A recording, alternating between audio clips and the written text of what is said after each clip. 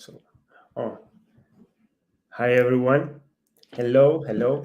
I guess we will have to wait to everyone to join our today's discussion. So, for the people who are here, please kindly write your niche in the comments so we would know where are you from, where you can tell us where are you working as well.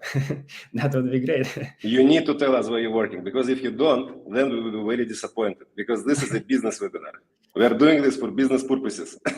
Absolutely, absolutely. Yeah. Because otherwise, when we will dispense our knowledge today, my knowledge and Vlad's knowledge, and you will not tell us where you work, this knowledge will not come to you. Remember Absolutely. this. You will just hear it, one ear in, another ear out. You know, there is a saying in Russia. Yeah, besides that, it will help us to know what to tell you, if there will be specific, I don't know, niche or questions, we will be happy to answer.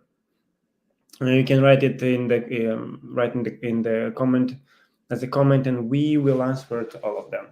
At least we will try. Yes, we will definitely do an attempt to answer the question, but if the question will be complicated, then we will ask for what? Right, for money. Absolutely. After the webinar. Yeah. You know how this works. This is the way. I want to join our chat, but I cannot because I do not remember my Gmail password, which is shame, I guess. Oh, I see we have comments here. You can see. Oh, hi, Alex. Let's go. Hi, yes, Alex. Yeah. That's the spirit. That's great. Amazing. That's the spirit.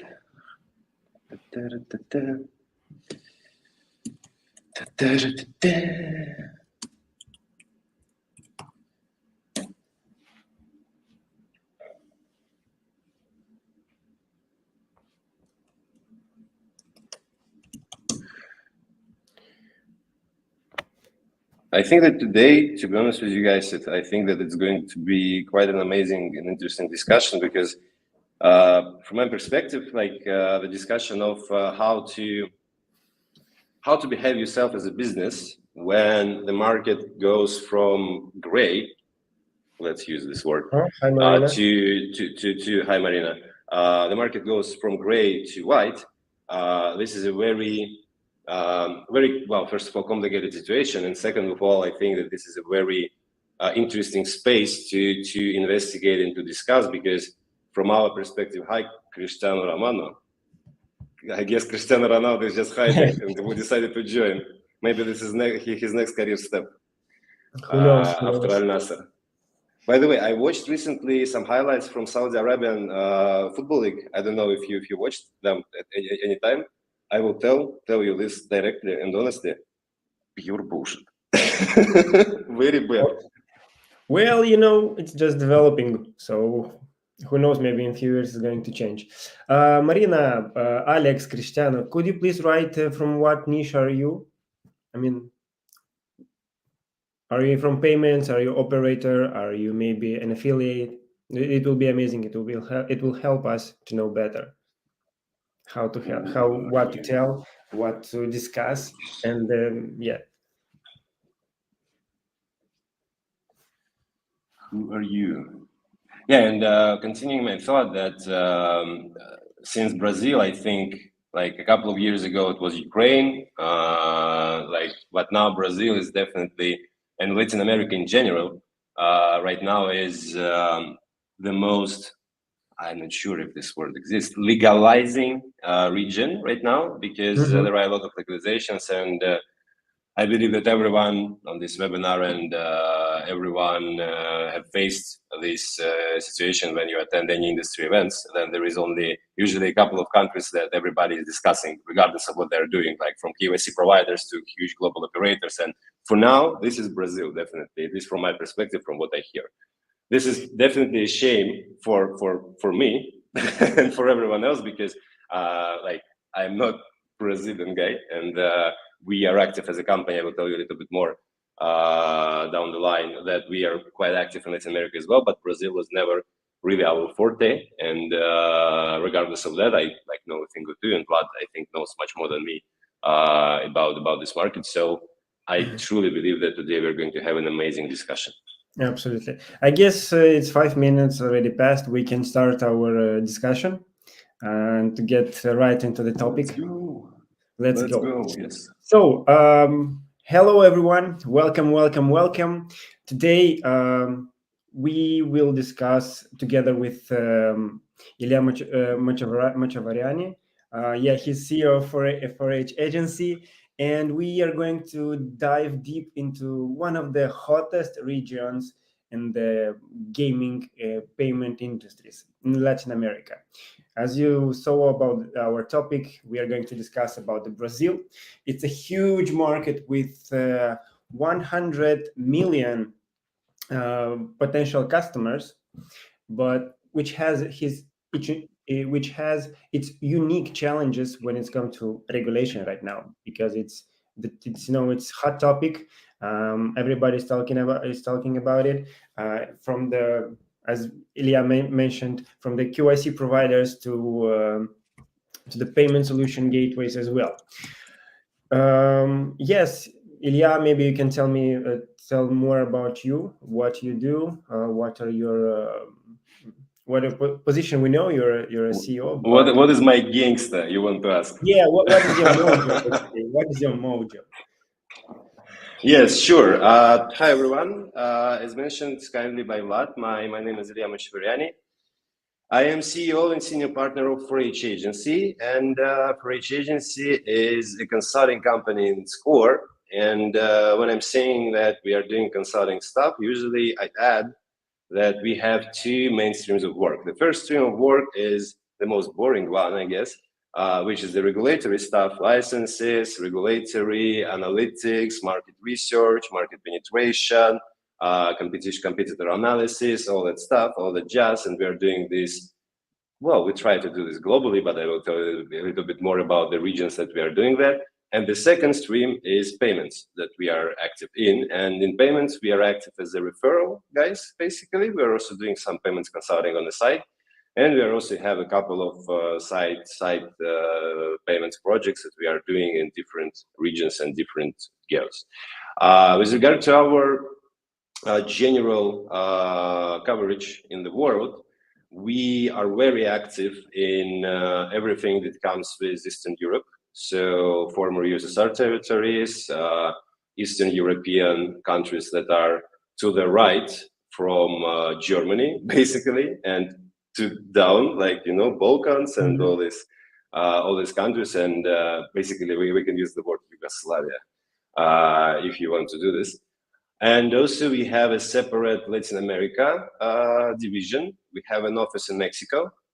So we have quite a good knowledge and understanding of what is happening in Latin America as well.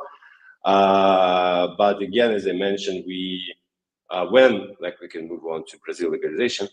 When Brazil legalization has started, it was my decision as a CEO of the company that we are not going to be heavily involved in it for quite simple reasons, because we were and are involved in certain legalizations around the globe.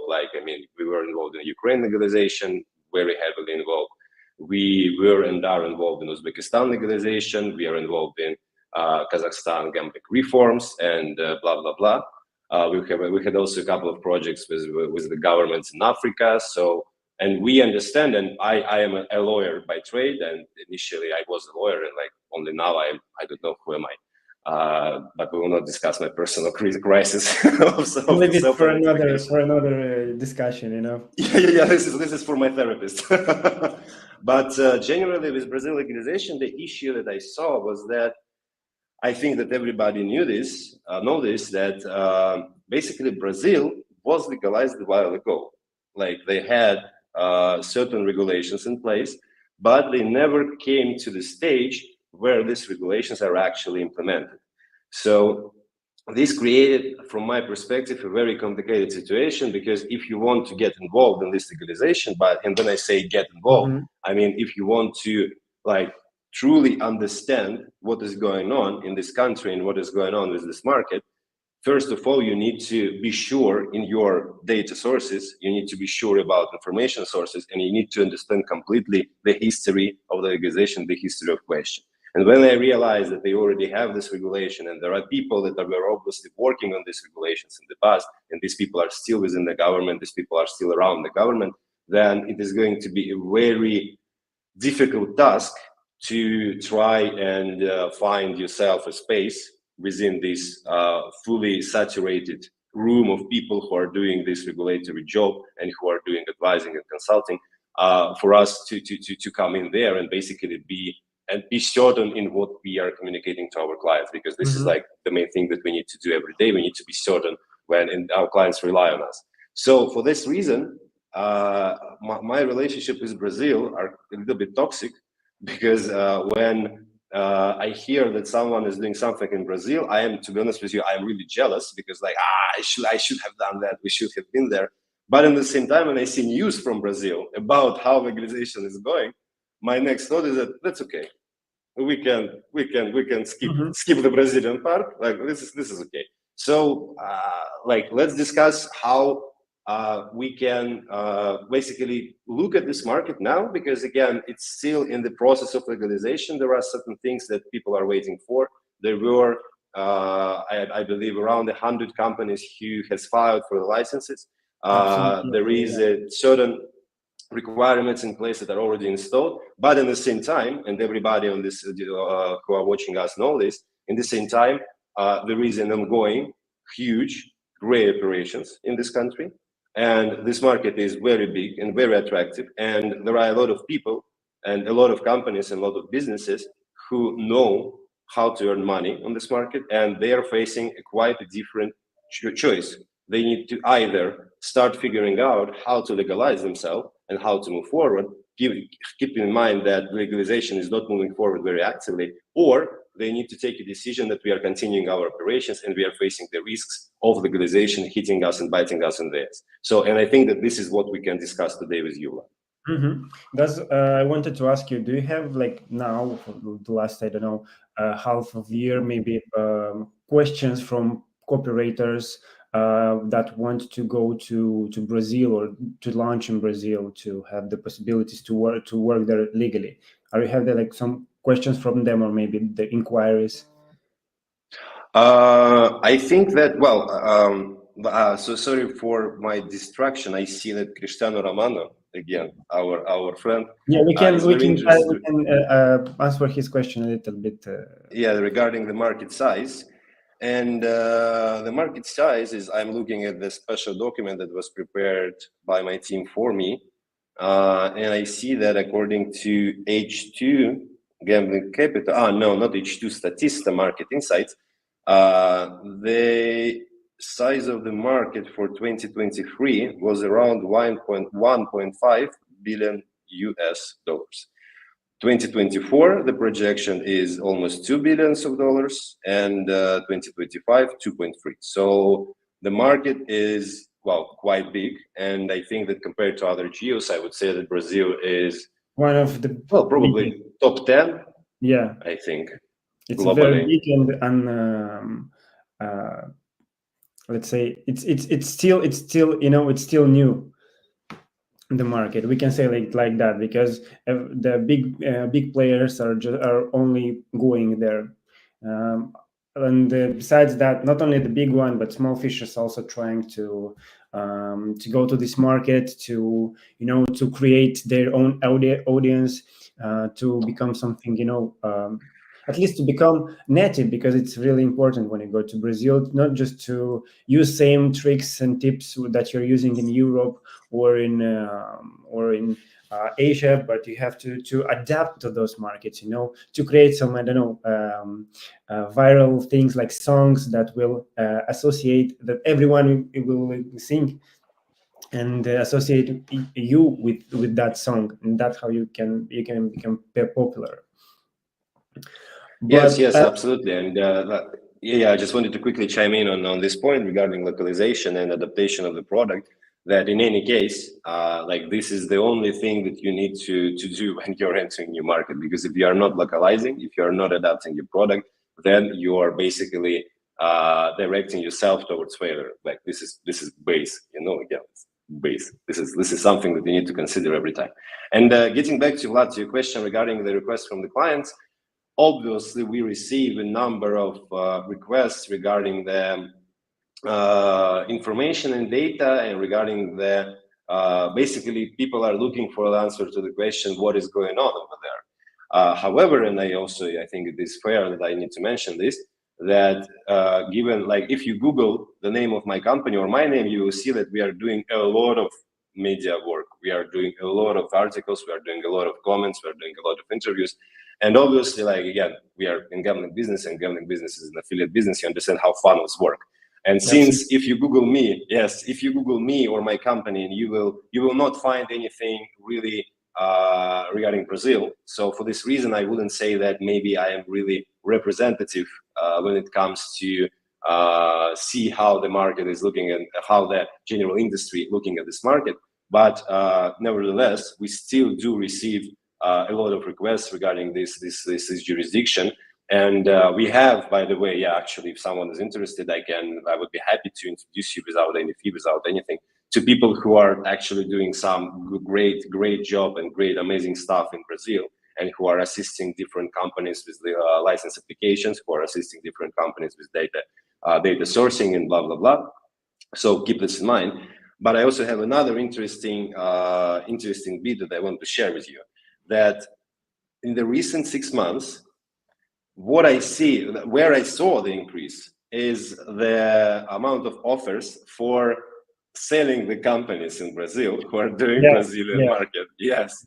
This is something that I receive every 2 weeks, like another like Brazilian casino, sports betting operator, like small ones. They are looking for, basically, they want to sell like for 3 to 4 millions of dollars. So this is not too much, but there are a lot of them. So from my perspective, I think that these are a little bit of, how to put it, well, people want to earn money before the market will be legalized, because there is an unknown territory what will happen after the legalization will be fully completed. So anyone who is working there today, local people, Brazilian guys, they feel like, I will just sell it to anyone who wants to try their luck in this market, and then we will see how it goes. So this is what I see. Yeah, I recently was listening a compliance officer that operates in Brazil, and they were talking about the thing that actually a lot of operators that already opened, they have the entity registered in Brazil, will be like, they will be in front of others, because others now they should open the company, the whole procedure that there was, like, if 20%, their local partners should hold at least 20% of the legal entity, and for them it will be much easier to get through the whole process of legalization as well. Of all this new regulatory part. Besides that, if they want to operate with payment legally, with payment gateways and entities as well, so that payment gateway should be also registered and should have special, let's say, special, how they say, authorization from the Central Bank of Brazil. It is a very tricky thing. Yeah, I mean, it's very important to have, if you want to work like legally there, you need to have an entity there, and to operate also with the local people who has who is authorized. Yeah, this is like. If you don't mind, I want to just well, basically, I want to mention my main thought when it comes to any legalization, and I want to share with you my point of view on this, because this is a very good moment when you are mentioning these local restrictions and regulatory hurdles that are installed by new regulations. generally, I think that everybody understands that in every country in the world, I think that maybe besides, like, we can exclude North Korea and, like, I don't know, Brunei, but I recently received a couple of requests for Brunei for payment solutions. I don't know, by the way, maybe you received them as well. A lot of people in the payments industry told that they received the same request for Brunei payment solutions. But regardless of that. So in any country in the world, there is an offshore market right now, as we speak. Any country in the world, there are people, there are businesses, there are companies who are working there, who are earning money. There are players, there are opportunities to seize, there are market shares to grab. And when we are looking at the legalization from the government's perspective, regardless of the country in which we are talking about, then the government is basically, in order to do and to start the legalization in a proper way, the government needs to understand that there are people, a lot of people and a lot of companies, especially when it comes to markets like Brazil or India or like other huge countries, that there are a lot of people who were working in this market for a long time, for a lot of years. And the government's objective during any legalization should be to ensure that these companies who are working today would be motivated and interested in getting a license. Because essentially what is going on, and I'm going to speak in a very plain terms, when there are offshore operations in the country, this means that the country doesn't earn any taxes from these offshore operations. And basically everything that particular casino or particular sports betting operator, any money that they are doing in this market, they are simply going away from the country and the country doesn't get anything, which is obviously a bad thing for the government. And if the government understands that, then the next step should be to figuring out the structure of the regulations that would allow to seamlessly transit from offshore operations that are in place today to legal operations when the legalization framework will be introduced. And to my shame, I am yet to see any government, any country that managed to do this properly. Maybe besides some of the United States, but when we're talking about recent legalizations, it simply doesn't happen because the government loses the focus. The government starts to think that offshore operators are the enemy. The government starts to think that offshore operators should be banished. And then if there are certain offshore operators that we are banishing, then in the mind of the government, there are some angelic legal operators that will come to this place and that will take the licenses and they will start working in the country and they will like do basically the government's job and they will legalize the market.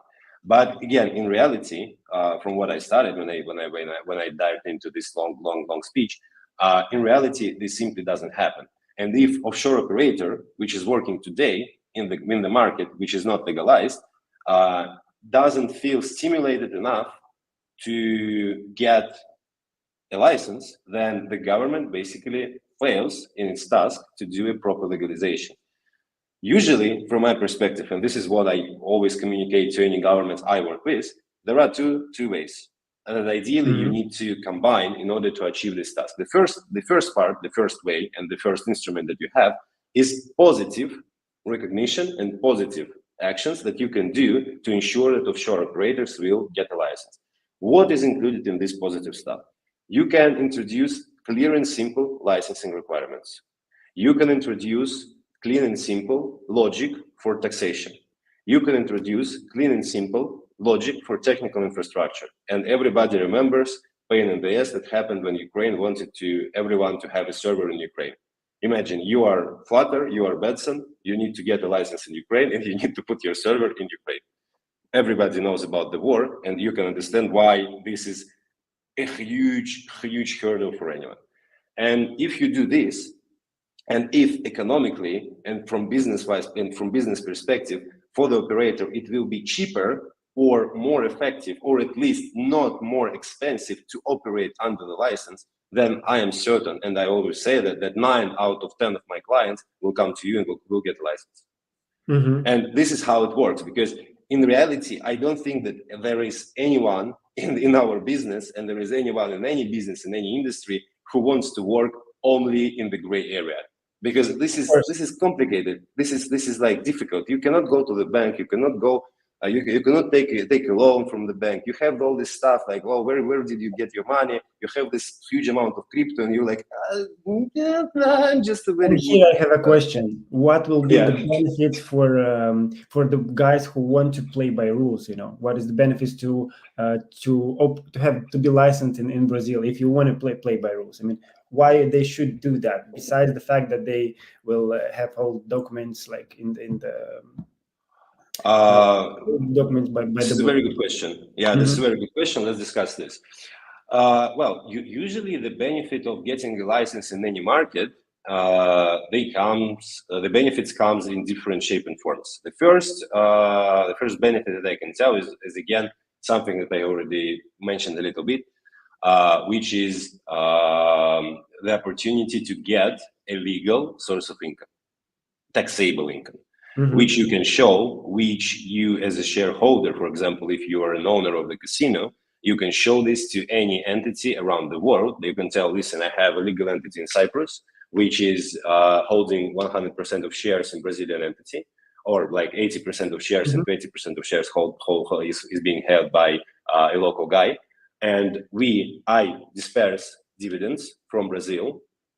These dividends the taxes were paid, the accounting is in place, and I can show this to anyone in the world. I can show this to any regulator, any state body, police, bank, anyone. And this is a very, from my perspective, underappreciated benefit that usually people in our industry tend to overlook, because like when you are working around the world and in the offshore fashion, you don't really face this issue, especially if you're living in Dubai, for example, or in a similar places like that. But in the end of the day, if you have this benefit, you can sell your company. You can sell it. You can sell it for wide money. You can sell it with huge multiples. You can do the exit, and you can be a happy businessman living in Miami and attending different like parties and living your best life. The second benefit and other benefits from my perspective goes to, and Alex, I see your question, I will touch upon this as well, goes to the product and goes to the actual operations. Because if you have a license, and circling back to my point about clear and simple regulations, if you have a license and if regulations allows to do proper marketing in the jurisdiction, when you have the opportunity to, actually do proper marketing, you can do out-of-home advertisement, you can do TV advertisements, you can do sports advertisements, which is obviously a huge opportunity for creating a brand recognition, huge opportunity for creating, for getting a market share in the country, rather than working only on the affiliate marketing basis and doing only this type of marketing, or guerrilla marketing like people do in India when they just put the stickers on tuk-tuk drivers like you join Ilya. Yeah, so and a good example of this is actually, for example, Mexico, where if you don't have a license, you don't have an opportunity to do any out-of-home stuff. Like you cannot do out-of-home marketing at all. But if you have a license, you can go to the local TV station and you can basically buy an advertisement for you. Like, yes, Ilya, I want to have an advertisement at Mexican TV. So this is amazing. This also goes for payment solutions, because when you have a license, again, maybe sometimes people do not really realize this, but if you have a license, you can go to the bank and you can get direct acquiring from the bank for 2%.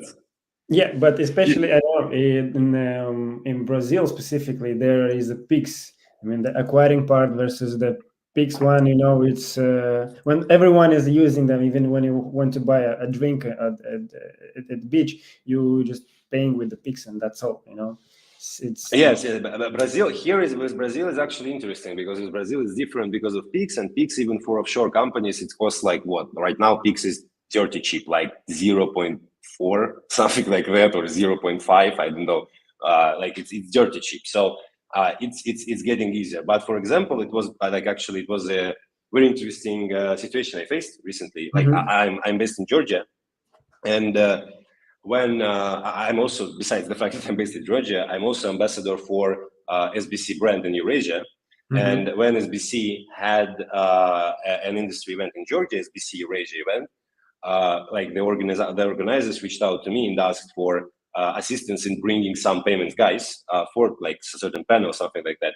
And when I asked them, like, listen, why don't you get like guys from like Georgian operators? They told that, they can come, but when they need payments, they just go to the bank, and that's it, because they have a local license. They don't need to know anyone. They don't need to understand the differences between different types of integrations. They don't need to find to battle chargeback. They don't need to do this. They are basically like a usual supermarket. They just go to the bank and they tell, listen, I have a license. I am a proper gambling business, legal gambling business. I want to process credit cards. Bank says, okay, here is your like credit cards. Yeah. Well, this is at least if Georgia will not create their own, alternative payment methods that will become popular and people will start using it more often than, but my point here is that it's just easier to get payment solutions when you are a legal licensed business. Like rather than you're an offshore casino, you need to show like, okay, I have a payment agent in Cyprus. Okay, well, I need to process money here.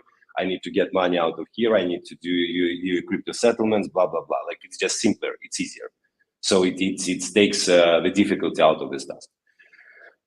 And moving forward regarding the advantages of having a license, I think that besides like having an ability to earn legal money, and besides having an ability to sell the company and to do proper marketing and to do payments, I think that it's also, well, it's more a philosophical advantage, I guess. It is peace of mind in a way, because like I think anyone who is working in any huge market today, for example, India, for example, any other market, Brazilian market, you are always thinking about what will happen next and what will happen when the government comes for you. I mean, not like the police and we will, not stuff like that, but when the government will finally figure out how to, I don't know, introduce payments blockings, how to introduce marketing blockings, how to reach out to your Curacao or Anjouan regulator, and how to put a stop on what you are doing over there. And like, obviously, Argentina and Bangladesh. Nice. I guess this one is for a little bit different. Stanley, can you be more precise? What do you want to know about Argentina and Bangladesh? So and this peace of mind is something that you cannot get when you are working as an offshore operator. You simply cannot get this. Yeah, like you can obviously tell me that the round of ideas. Like, what do you think in your opinion would be trends in Brazil? I mean, we're talking about for the next 3 to 5 years. Could you project something about this? Listen, it will depend first and foremost on how the government will finalize the legalization. Because again, as I started to say earlier, like there is a positive side of things. When you can stimulate, when you can introduce clear regulations, blah, blah, blah. And there is a negative set of instruments that governments can also use. And out of these negative instruments, I already mentioned that there is payment blockings, which everybody can face, and then it will be only P2P. But the government, theoretically, the government can still go for like complete P2P block as well. Second part is that the government can introduce, like I personally very much like this, to be honest with you guys, the government can introduce the concept of bad actor clause, which was, I believe, first introduced in New Jersey when New Jersey was doing their legalization. And this concept is basically, in simple terms, this means that if you were ever working illegally in New Jersey or anywhere else in the world, you will never get a license. That's it.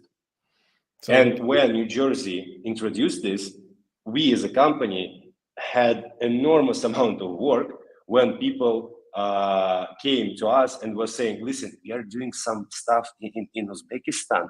Can we see if we are breaching any laws, because we are going to apply for New Jersey and we don't know if we are doing any bad stuff right now. And if the government does this, then each and every offshore operator needs to choose what to do with this. Like either I continue to work in a gray area, or I am stopping my operations and I'm applying for a license. And this applies to Brazil as well. That it depends on how the legalization will be finished, because In any case, right now, I think that everybody has seen the list of companies that applied for a license. There are a lot of them. All majors are there. Bet365, Flutter, Betson, everybody. Like even Russian, some companies from Russian sports betting market are applied to the Brazilian license. And if each and every one of them will be granted a license as soon as the legalization will be finalized and everything will be in full force, then it's going to be bloody massacre on the market, because you will face with Bet365, which now has, according to the document that was prepared for me, which now has around 20% of the market in Brazil. And there is a Betano, which has also 20% of the whole market in Brazil. So for offshore operations and for people who are not applying for a license, it's going to be a very complicated situation in terms of finding the right balance between still keeping your market share on the market and trying to find ways to ensure that you will not lose your players, you will not lose your player base to the major companies that are entering the market, and simultaneously not falling down in this legalization trap and not losing your focus in terms of operations. So my message here to anyone looking at the Brazilian market and trying to make a prognosis regarding what will happen in the future is for you guys to figure out what you want to do. You're either a fully gray and you're doing only offshore, and then you forget about legalizations, you delete all the emails from your inbox about news from Brazil, you don't read them, you don't care about it, you just do your job. You do your marketing, you do your localization, you do your player acquisition, you do your payments, you do this stuff.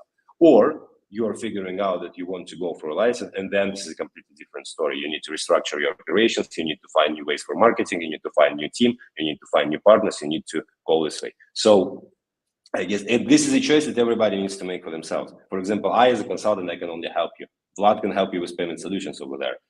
I can also, but Vlad can help better. But in any case, like this is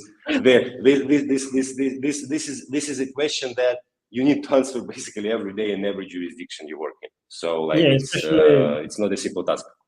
Yeah, especially if you're like an operator, you need to think about the acquisition of players. You know, it's not easy to gain them, to create a community or to create a big pool of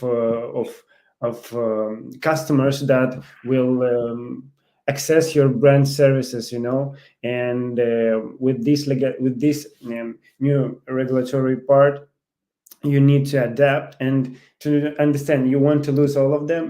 Does it worth it, or it's worth it to apply for a license and to grow your not only to grow but not to lose? Here is the no. It's just not to lose the players that you have right now. I mean, the debates are always, you know, should I stay gray? Should I go only on the white part? It's tricky, and I think every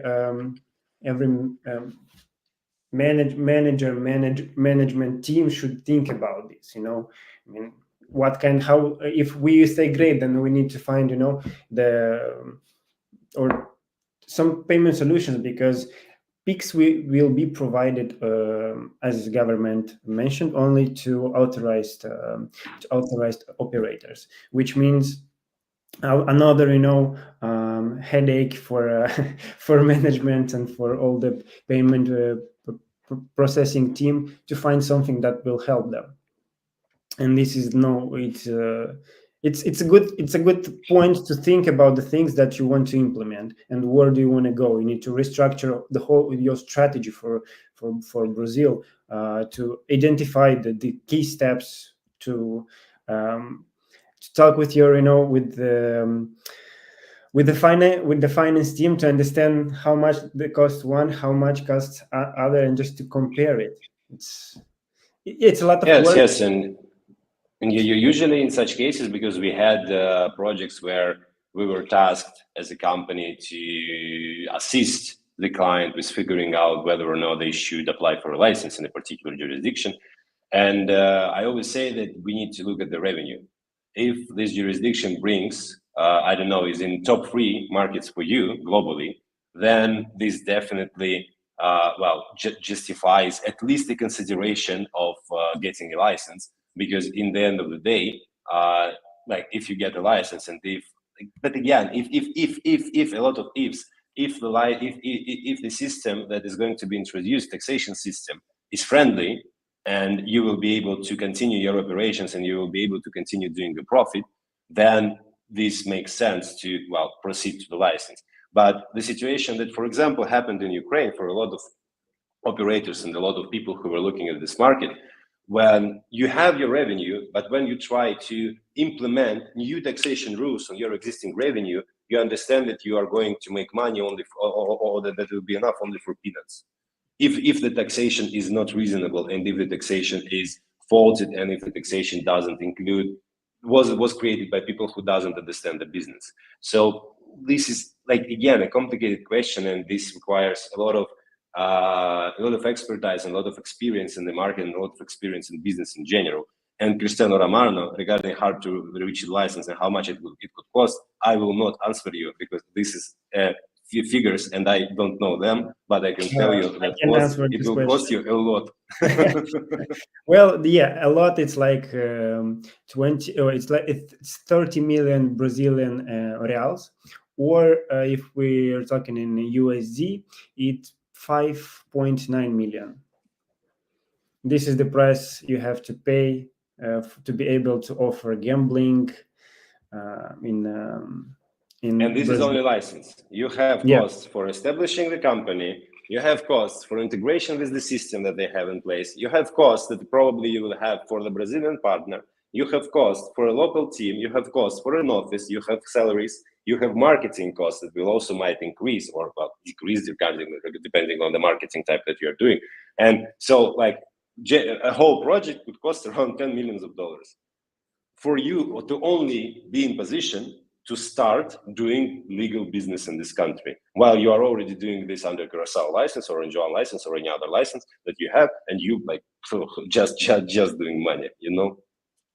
So, like, this is again, I like this question, and it's very interesting to debate it always. But when I understand the casino owners and sports betting operators owners, when they don't really understand why they need to go for a license, because they see all these costs and they're like, okay, but we are already doing business there. Last time I checked, we have, like, profit, and why do we need to spend $10 million to do what? To get a license? Why? So it's complicated. Yeah, besides that, you need not just to pay this license, but you have to pay it in 30 days after you're getting after you're getting the granting permission to they're giving you a permission, so you need to pay them 5.9 million USD. So you have to do it not in like in few years, not years, like in a half in installments. Yeah, you need to have this cash, white money. You need to have them in the bank. Remember this. You need to have them in the bank, and you need to send them to Brazilian government as a license payment. And if you already have $5 million in the bank, then, well, good for you, first of all. And second of all, this part will not let the smaller operators to. They will not give the possibility to go to Brazil, even if they want. They need to gain all of those money, all of those assets, to put them in some banks, and to pay all the fees in that banks as well. And if it will make it for them much harder to go in this country. Yeah, it's not an easy task, because there is a matter of cross-border moving the money between the borders of the different countries. Because if you have them in some bank in Cyprus, then you need to figure out how to send them to Latin America, how to send them to Brazil. You need to find a good bank. You need to open a bank account in Brazil. You need, this is a whole story that, in the end of the day, that yes, it will bring you to the license, but you need to carefully assess whether or not this is something that you want to pursue today, or this is usually, I'll be honest with you guys. Usually, when we have these projects with our clients, the response from the clients is always the same.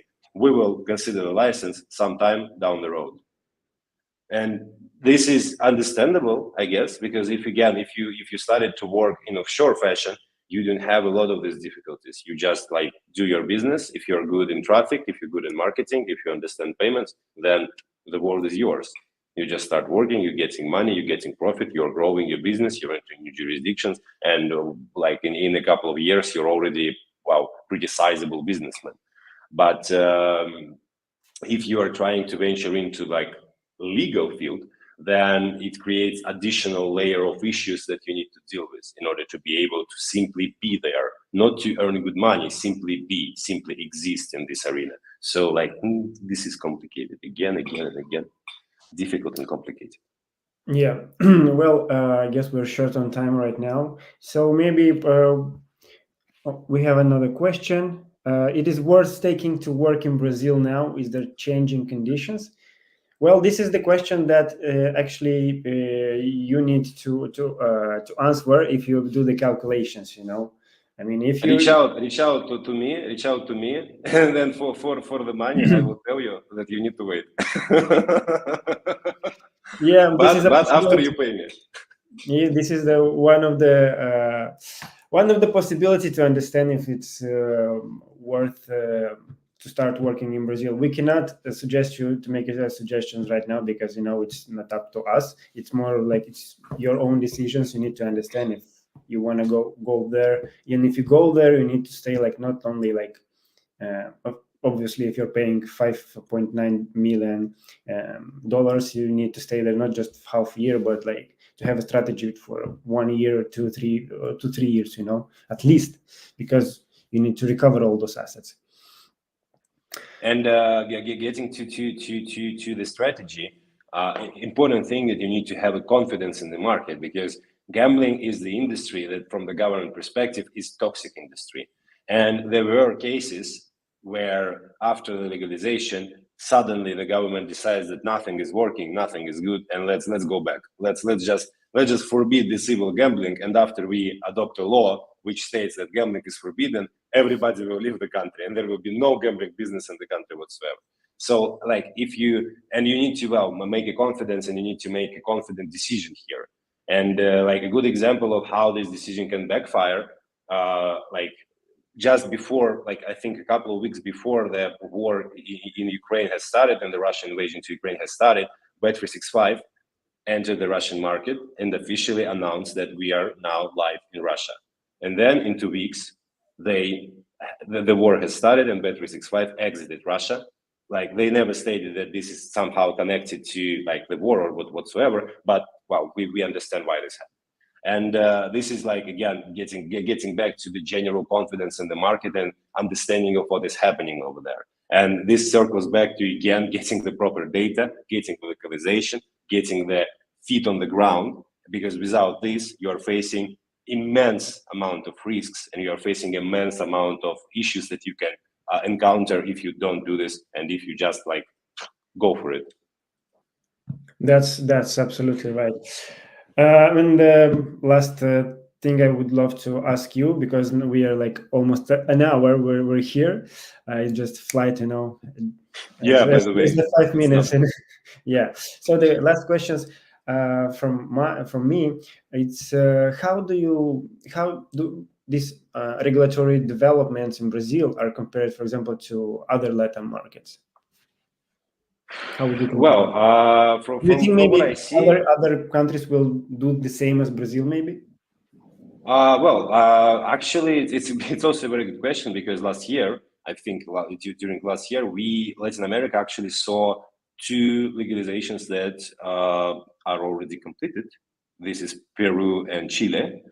And like these were happening in a silent fashion. Almost no one was talking about that. But at the same time, Peru and Chile are great markets, and they managed to do the legalization. And as far as I know, people and companies who have entered this market are quite successful, and they feel they have good business and everything is moving well.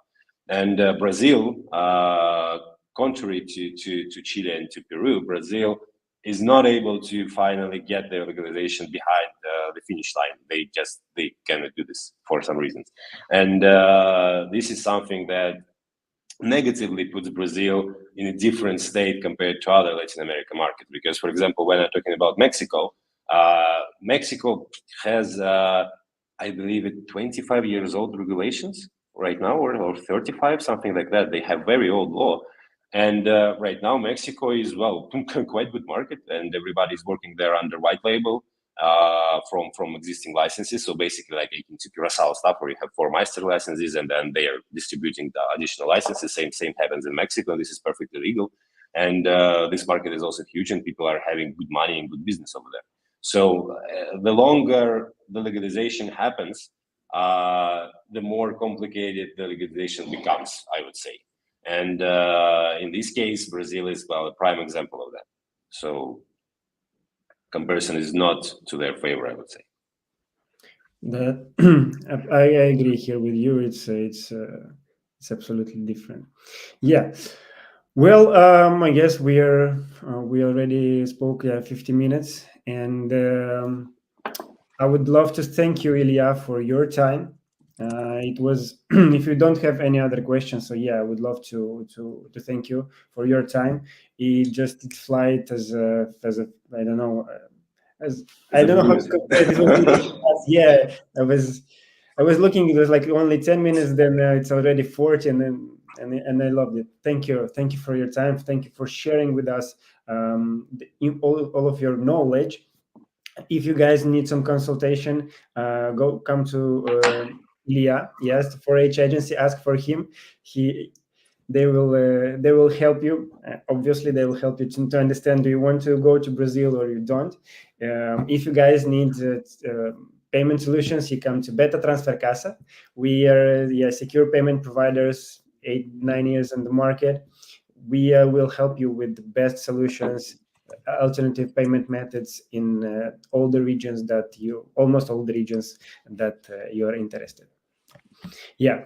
Yes. Thank you very much thank you very much for having me. It was a huge pleasure. A quick secret for everyone watching us right now. We discussed with Betatransfer Kassa guys that maybe we will do. There is a saying in Georgian, Russian, I don't know, Alaverdi, when 4H agency will host a webinar, and we will invite guys to our webinar to discuss something. We are yet to figure out what we are going to discuss. So if you have any ideas, reach out to Betatransfer Kassa, reach out to me, reach out to anyone you want to reach out, and we will do whatever you want to do if we want to do this as well. Thank you very much, and hope to see you soon. Yeah, thank you for your time. Thanks. Bye-bye. Bye.